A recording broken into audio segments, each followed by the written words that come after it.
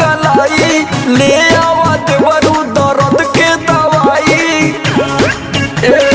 का कहीं डीजे धर्मेंद्र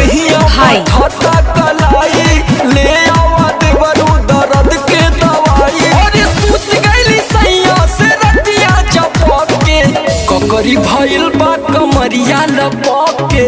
ककरी भइल बा कमरिया लपक के ककरी भइल बा कमरिया लपक के ककरी भइल बा कमरिया लपक के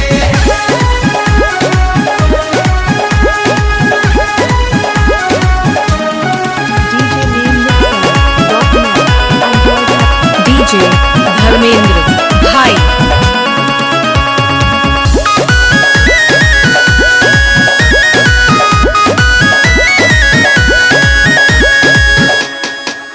साड़ी गर्मी से भीजल बा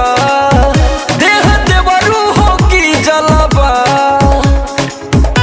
बहुत प्रॉब्लम हो गया है देवर जी साड़ी गर्मी से भीजल बा देह देवरू हो की जलबा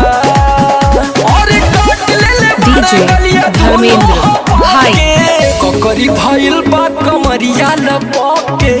ककरी भइल बा कमरिया लपक के ककरी भइल बा कमरिया लपक के ककरी भइल बा कमरिया लपक के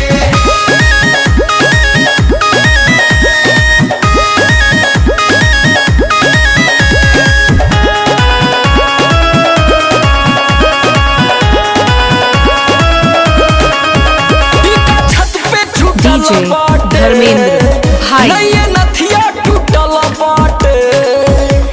कुल तरफ से नुकसान भइल बा टीका छत पे छूटल बाटे